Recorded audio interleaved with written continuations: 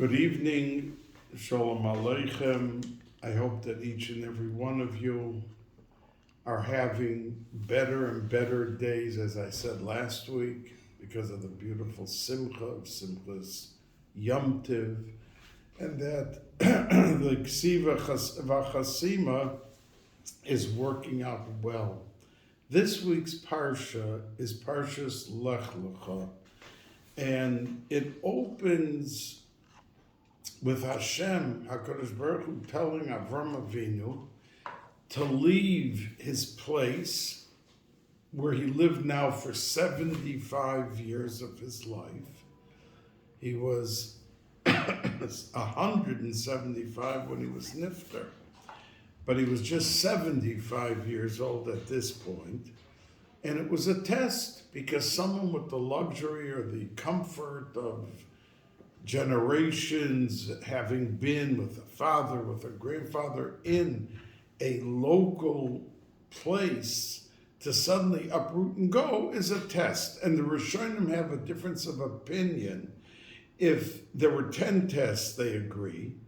But was this the first test in his life, or was Ur Kasdim the first test?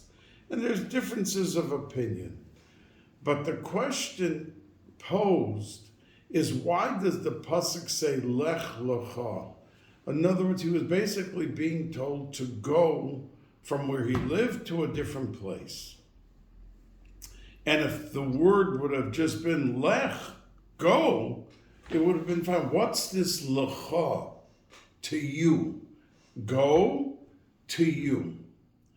But when a person sets out on a mission that's going to end up very beneficial, a nachas ruach to HaKadosh Baruch Hu, and a nachas ruach to the person himself. So, of course, there are 10 obstacles, 20 obstacles that the Yetzer Hara will put forth that it shouldn't happen. But we know if it does happen, and he overcomes all the rationalization and all the reasoning not to do it, but he does the good thing, he is brightening the luster of his neshama and bringing out the very best that he possesses in his potential, and brings to fruition the actuality of what neshama is about. So when Avram Avinu was told to go, he was basically being told, because there was a mission of Asidus, of Klal Yisrael, of so much, that Lecha, he was coming to the essence, to himself, of his neshama and his ability to brighten it, to make it more polished, and to bring out the goodness of it. And despite all of these inner reasonings, he overcame it, and he went. Now, even with all of that, HaKadosh Baruch Hu said, Lech Lecha me'artzecha, mi'moladetecha, mi'beis avicha, el ha'oretz asher areka. You're going out, it's a test.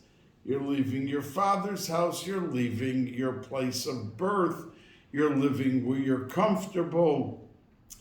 But he right away said, Ve'esecha legoy gadol, I will make you a big people, and va'avorechecha. And Rashi says that Chazal say that when Hashem said, Ve'esecha legoy gadol, Ze ma she'omrim Elokei Avram, that when he says, I'm going to make you a big people, that every Yid in the future is going to, every day, 3 times a day, acknowledge that HaKadosh Baruch Hu was the one that you were cleaving to and following. And that's when we acknowledge it and say in Shemona Esrei, Elokei Avraham. The next word in the pasuk is Va'avarecha, that I will bless you, and that when the pasuk says that Va'avarechecha, that's a reference to his son Yitzchak, that he will be mentioned also every day. V'agadla Shemecha, and Yaakov Avinu, Zema Shoimer Elokei Yaakov. So we say Elokei Avram, Elokei Yitzchak, Ve'elokei Yaakov. Yochel, you may think the Gemara said that he said to him, Yehei Chois Min Bekulam, that since we begin Shemona Esrei, Elokei Avram, Elokei Yitzchak, Ve'elokei Yaakov, that when we finish the bracha, we're going to say, Melech Ozer Moshiach Magen, Baruch Atah Hashem, Magen Avraham, Yitzchak, V'Yaakov. But we don't. We only conclude with Avram's name, and that's what he said to him. V'yei bracha, that you may think that we're going to conclude every Shemona Esrei mentioning again all three, but we're not going to. We're only going to mention you, Avram. Now, the obvious point is that Avram Avinu wasn't interested in the covet. What do you mean? Was he worried that they were getting too much credit or mention? They said, you may think that I'm going to close the bracha with all three. I'm not. It's only you. Avram Avinu wasn't interested in that distinction for himself, but it doesn't mean what we think it means. Yehei Choismin Bekulam is a reference to the fact that of all the generations that are to be up until the Geula Shlema, that what will sparkle most for Klal Yisrael. We start off with Avram, who's Chesed. We then mention Yitzchak, who's Tefillah, who's davening, and all of that. And then Yaakov, who was the Amud HaTorah. Now, no one could say that the Amud HaTorah today is as intensified. That means there's more Limud HaTorah today than there was 500 years ago. There were little villages, but the people who were dedicated to the Torah learned without missing 20 minutes a day. Who can say today, that the time consideration is intensified as it was then? Like the Vilna Gaon and other, who today could say that they could count the minutes before Rosh Hashanah that they didn't learn or do something important for L'Shem Shamayim? So the strength of the learning of Yaakov may be more, but it's not as intensified and at the level of the quality.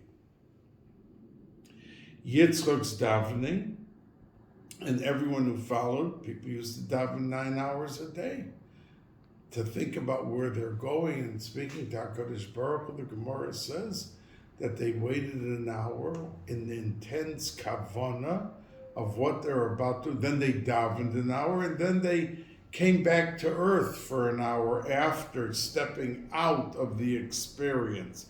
3 hours, 3 times a day is 9 hours. Who can say that we have today in our davening that quality?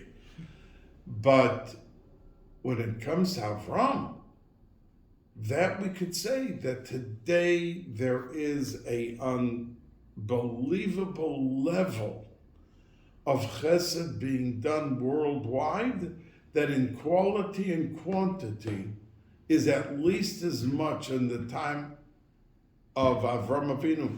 Look what's going on in the world, the chesed organizations. People need operations, people need children, people need parnasa, people need to survive the day. It's all there. It's all there. And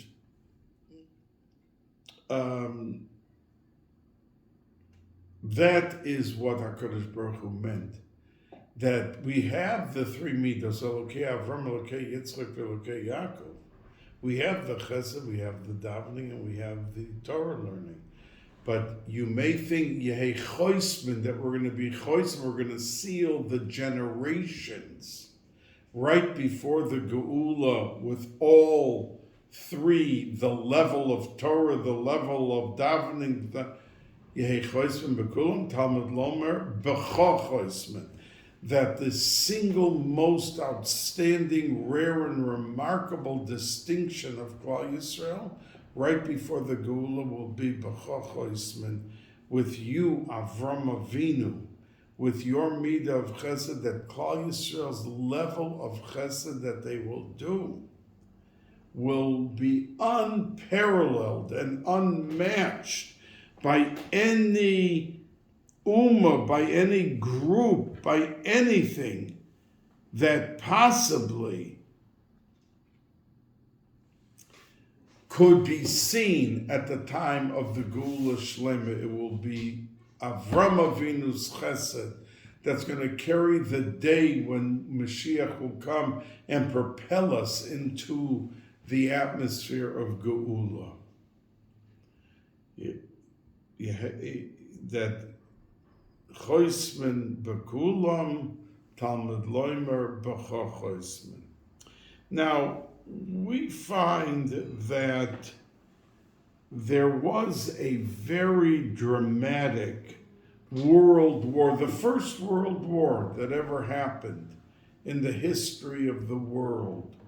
That there were 4 kings that went out in our parsha to fight with 5 countries, 5 kings. And the 4 won the war. But one of the cities that they won was Sodom. And when they won the war, they grabbed Lot, who was the nephew of Avram, and they took him and they took all of his rechush, they took all of his possessions. Now, Lot in and of himself is a interesting phenomenon, because Lot grew up and was near his uncle Avram and became a tzaddik. The Medrash says he was a beautiful tzaddik. But when Avram Avinu went down to Mitzrayim for 90 days, Lot found 42nd Street. And he came back a changed man. And the fact that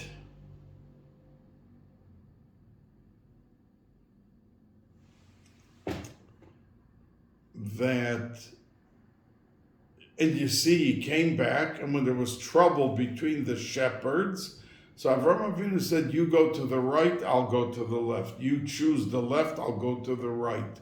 And he chose to go to Sodom.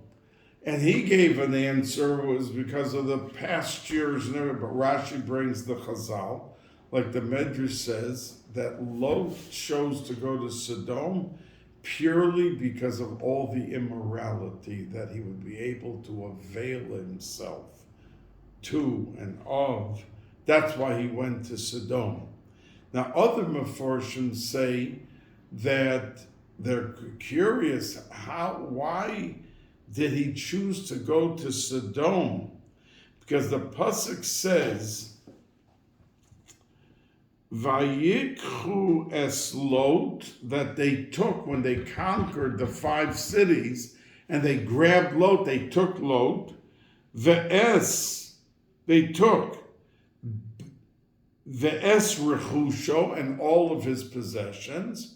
And he was Ben Achi Avram, he was the nephew of Avram. Now, the pasuk grammatically should have said, Vayikhu es Lot, Ben Achi Avram, who happened to have been the nephew of Avram, Ve'es rechusho. But it doesn't say that.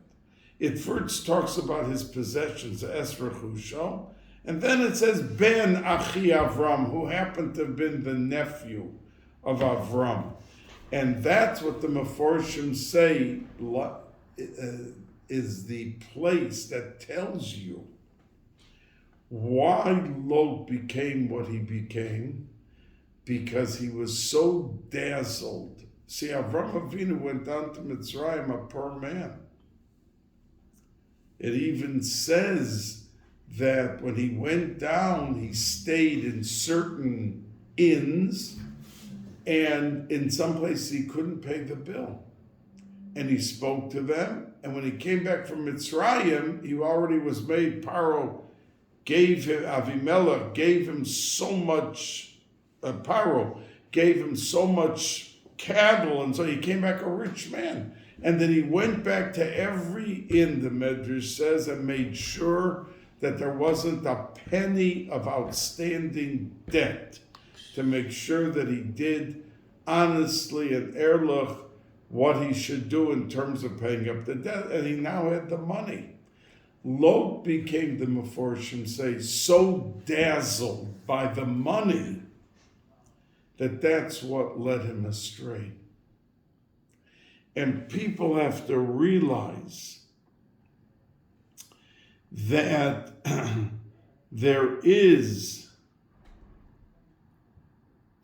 so much that we have to be careful of in terms of the Olam Hazeh around us. For instance, when Avram Avinu went in our Seder to fight the 4 kings, which he won, the Gemara is curious because it says he went with 318 men. And the Gemara, there's a difference of opinion but between Rav and Shmuel. What did he go with these 318 men? So one pirush is he went only with Eliezer because Eliezer's name is Begematria 318. So when it says he went with 318 men, it means he only went with Eliezer. According to Rav and Shmuel, Rav holds that he went with 318 actual men, and even that was an unbelievable miracle because he went out against 4 kings. How many were there? 100,000? 70,000? 200,000? But not 318 that he was facing. And here he's coming with 318 men. So Rav asked, why is it that he took 318 men, and the pasuk says, "Vayorek es chanichov," that he prepared his camp. Vayorek es chanichov. What does it mean, prepared? So Rav says he doused them and drenched them with Torah. That he felt that if they are absolutely, after hearing all the time the shiurim and the time that he was going to go attack the 4 kings, that these 318 men would have so much schusim, so many schusim, that would carry the day, and that's how they won the war. That's Rav's opinion. Shmuel's opinion is that he doused them and drenched them with jewels. Now, obviously, these men were tzaddikim because they went out with full emunah that they're going to succeed. They weren't going out to their deaths. They didn't say to Avram Avinu, "What are you undertaking to save your nephew? You're going out against 150,000 people. Will be killed in 5 minutes." No one said that, so they were tzaddikim. But interestingly, Shmuel is, and Tosfos elaborates on Shmuel's opinion, that, and says that he gave them the emeralds and the rubies and the sapphires and the diamonds, because when they would come into the 4 kings to fight them, they would see what kind of money, bushel baskets, storage rooms filled with the emeralds, and they would be so overwhelmed by money, by the exquisite rubies, that it would weaken their resolve. That's Shmuel's opinion. Look in Tosfos. who explains it. So Avram Avinu wanted to take away the human consideration as human beings, that maybe they're going to trip and they're going to be over-influenced and overwhelmed by what they're going to see. So he gave them all of these jewels and all of these, which really tells us how susceptible a human being can be. Because richness is a very big test. And it's a test of character. How is he going to become a snob now to regular people? To a poor man who walks up to him and says, I need $10 to buy a tuna fish sandwich and have a hot drink?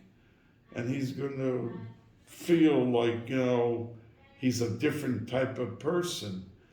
And these were tzaddikim. Now, do we believe that if we came to the Chofetz Chaim, to 10 Chofetz Chaims, and we wanted them to go on a mitzvah mission, would we think that they will be tempted to deviate or dilute their enthusiasm because someone gave them money or they saw money there? Not at all. All of these 318 were bigger than the Chofetz Chaim. Yet Shmuel says that they were, Avram Avinu was afraid they would be overwhelmed by the wealth, and that there would be it would be diluted their noblest of intention, that they went out l'shem shamayim, they would be suddenly stopped in their tracks. That's what Shmuel says. And look at Tosfos how he explains it. Then there's a third opinion that they were angels. He took 318 angels with him. And still, even angels who are ruchnias, according to Shmuel, he obviously doesn't hold it was malachim. He holds it was regular people. But then there's another opinion, a fourth opinion, that it was regular people, and he didn't douse them with Torah, and he didn't douse them with jewels. He simply told everyone to pick up the sand that they were standing next to and throw it. And the Medrash says the sand became spears. And it was like shooting a machine gun, that they were picking it up and throwing it, and it became the 1,000 pebbles, the 1,000 pieces of sand became 1,000 spears, and they were hitting them and disseminating them. So the lesson remains of what we said about Shmuel's opinion, and what the Gemara says, there's an opinion that he doused them, vayorak es chanichov, means that he doused them with jewels, and how frail the personalities and character. And you see it by many rich people. The guy had a beard, a regular beard, now he's cutting off, he has barely anything left, and his whole lifestyle, and lots of money. So he's failing the test. He had lots of ruchnias to show for, and it's not the same thing. So we have to fortify ourselves to make sure that we remain in a certain position and frame of mind, regardless of what success HaKadosh Baruch Hu gives us.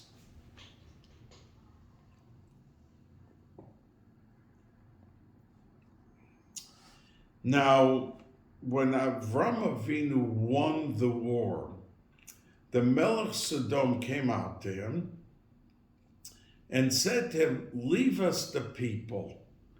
And the winner of a war, we know that the rule is that to the victor goes the spoils. Take all the money and all the possessions, and that's yours. You beat us. So Avram Avinu answered him and said, I'm not taking a single iota. Im michut v'ad sroch now, not a thread will I take from you until a shoelace. And that you would then be able to say that I made Avram rich.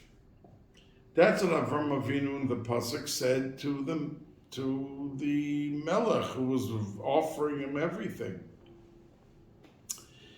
The Gemara says an unbelievable thing, that because he said a thread and a shoelace, he was zoicha to the chut hasikra, which was the line of demarcation on the Mizbeach that separated the blood of the korbanos from one area to another area, the top part of the Mizbeach to the bottom.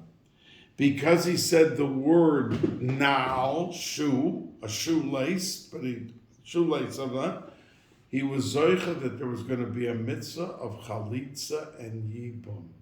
Because chalitza is when she takes off the shoe from the man who's refusing to do the leverage marriage and be mekayim the mitzvah of yibum. HaKadosh Baruch Hu said to him, as the Medrash says, that because you said michut from a thread, you're going to have the mitzvah of tzitzis, and you're going to have the mitzvah of tefillin. Because you said the word na'al, shoe, you're getting the mitzvah of aliyas haregel, that all three Yomim Tovim, Klal Yisrael is going to go to Yerushalayim. And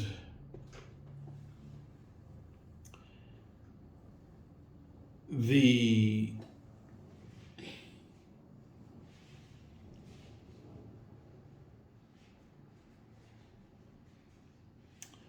Meforshim asked, it was noble how he answered. You know, there was $6 billion sitting there in front of him from the spoils. This was the time of a lifetime. How many people would say, no, I don't want to, thank you, I know it's the rules of war, but I'm not taking it. Not many people. So it was noble what he answered, that the credit goes to HaKadosh Baruch Hu. And I don't want you to be in a position of claiming that from you I got rich. It was a beautiful statement. But to get chalitza, to get tefillin, to get tzitzis, what happened over here that he was zoicha to so many basic, outstanding mitzvahs just because of his answer? So the Mefarshim say that the reason he merited and received so much in terms of ruchnius and all of the mitzvahs was because that power of overpowering and overcoming the temptation of what he was being offered. And there can be 100 different temptations that a yid in his life has. But when he overcomes it, it comes from the power of Avram Avinu having said, I won't take a thread and I won't take a shoelace. So it wasn't that he answered something that caused such earth-shattering, unbelievable reward, but it was because he answered such a thing that the dimension of the Mesiras Nefesh and the Kiddush Hashem that he was able to give over, that his children would have the most tangible mitzvahs that would enrich their lives the whole time they're living in earth. And they have a mitzvah of tefillin and tzitzis.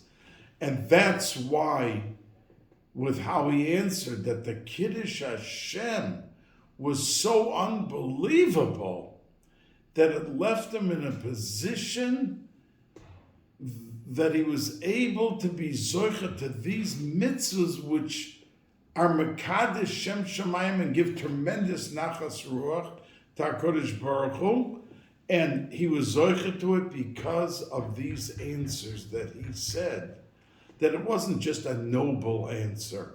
It changed the direction of Klal Yisrael by the mitzvahs that they do. And you take, for instance, Oile Regolim. The mitzvah of Oile Regel is on the 3 Yom Tovim, Pesach, Shavuos, and Sukkot. The Gemara, the Medrash, everywhere it talks about the fact that Yidden, at the time of Pesach, was the time that they had to do something with their fields. And they said, no, we're not going to seed. We're putting it aside. We're going to Yerushalayim. Their whole parnasa of the whole year was right in front of their eyes. And right in front of the reality, they had families to support that. No, I should be doing it, but I'm not. I'm going to be Oile Regel. It was an infusion of such emunah in HaKadosh Baruch Hu that he'll give me what I have to have when it comes to Parnasa. It came to Shavuos, it was a time to gather everything that had been planted. Or Sukkos, there were different levels of what had to happen for their Parnasa to complete everything. And all 3 of them, they turned aside and gave the Zman, the time, to make a nachas ruach and give a nachas ruach to HaKadosh Baruch Hu. So, because he said shu, and he said it so emphatically, it planted the ability for Yidden Klal Yisrael to turn down the needs of their possession, their fields, and to give it a sideline position and go to Yerushalayim. And that's why it was such a thing. It was an infusion of emunah. That was a display of emunah. Other farmers were busy, the goyim of the world were busy doing these things, and they were leaving it over and going to Yerushalayim. So it really heightened the ability and the dimension of what was so great in his response as a gift to his children and future generations. Now, it says that when Hashem told him, all in our Seder, that he's going to have children, Avram, as Rashi brings the Chazal, Avram Avinu said, because he took Avram Avinu outside, Vayotze Osa Surachutza, and he said, take a look at the sky, and you're going to see a lot of stars. And so will be with your children, that there's going to be so much you're not going to be able to count. Now we know that when the moon was demoted, because it said, there can't be 2 kings, he said to HaKadosh Baruch Hu, me and the son, and was hoping that he would remain the king, that he ended up secondary, and he had to even get his light from the sun. But as the Chazal bring, at that point there were no stars in the heaven. And as a consolation prize, HaKadosh Baruch Hu gave him the stars. And then that happened, that the stars came about when he got demoted, when the moon became secondary, and Hashem wanted to console him, the Medrash says. So what could he do? He made a statement that he shouldn't have, trying to grab the power and the influence and put down the sun. But at the same time, he didn't even have any more light like the sun. He had to get his light. The moon's light comes from the sun. So Hashem wanted to give him a consolation prize, so he gave him the stars.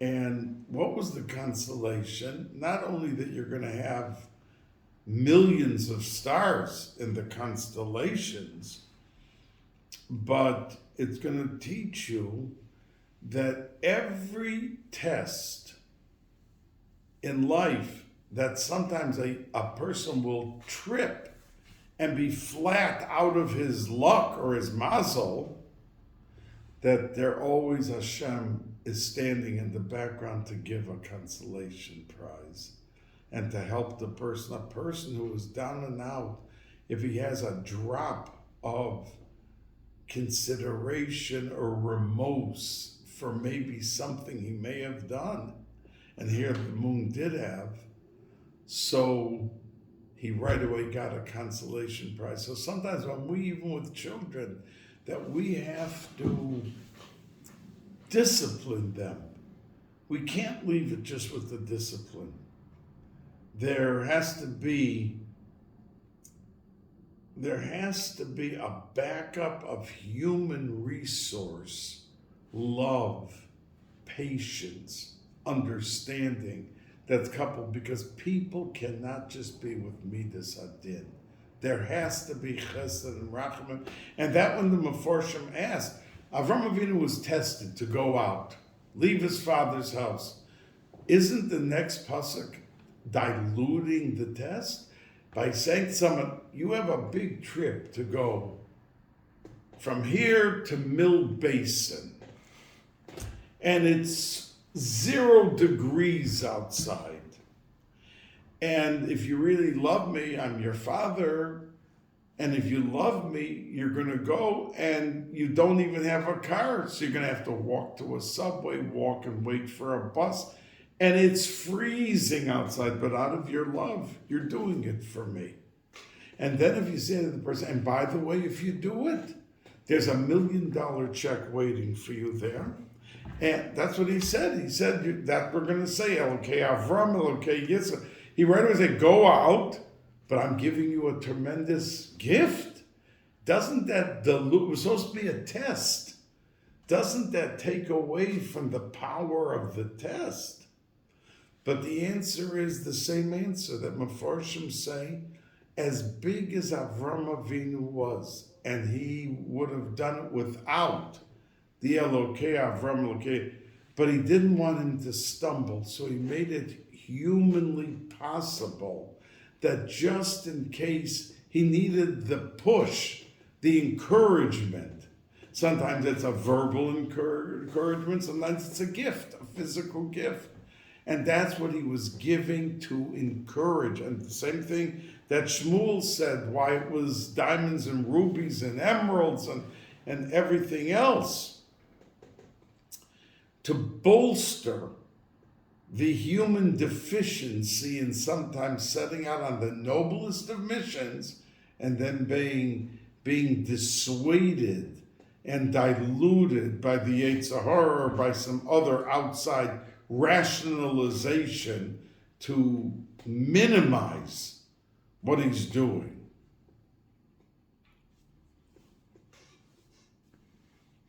Now, when he took him out and he showed him that you're going to have children and you're going to deal with lots of people, and you always have to kochavim. Remember why I put the kochavim up there, to be able to create a human atmosphere that should allow the situation of whatever is happening to be palatable and to be able to swallow it.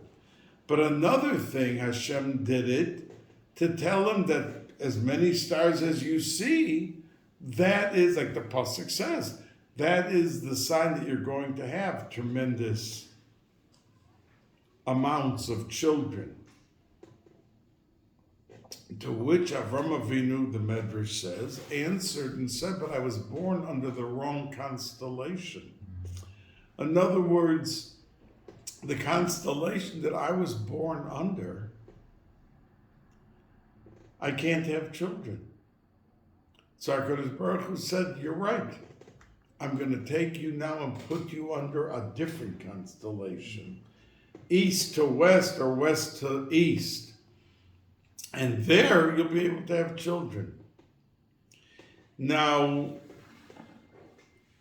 Mefarshim discuss what's said in the Gemara, whether or not a person with his mazel could change his mazel. That means the person sees it's not going well for him, shidduchim or parnasa, or health, there's problems. Could you change your mazel? Or the Gemara's question really is there mazel or not? So Rashi quickly points out that there's no debate if a person has mazel or doesn't have mazel.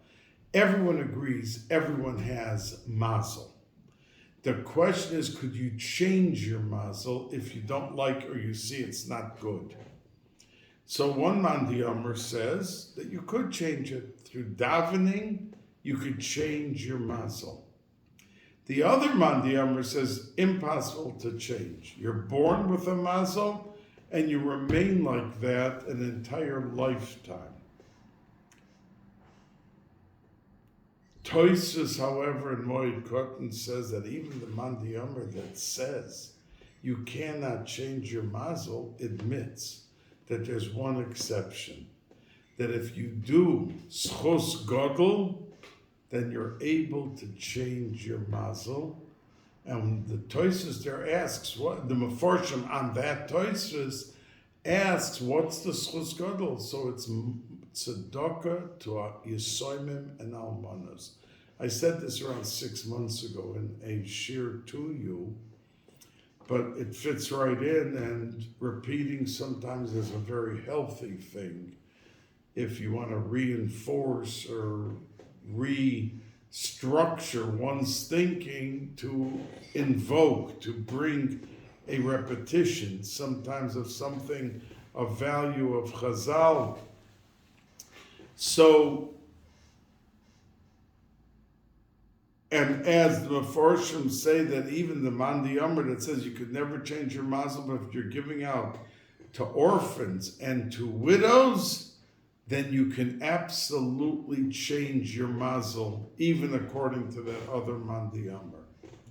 So the idea that Avram Avinu set the pace when it came to bringing about children in his life, the Asidus, Hashem is meantime promising him Eretz Yisrael and promising all of these wonderful things. Who's he going to, and that's what he said, who am I giving it to? I don't have any children. And at the end it came about, is the lesson to us from the stars that he showed him, that when we do succeed in what we have to do, there has to be comfort and consolation, just like the stars were for the actual moon at that time.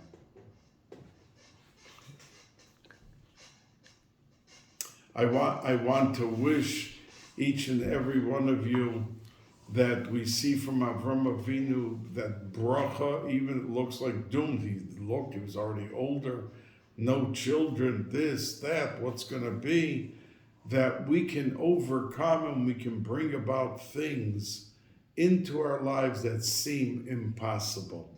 And those obstacles and those bumps in the road, if they come your way, you should be able to see the solution and the end result of the bracha bringing the solution and the success to the inyan that you're involved in.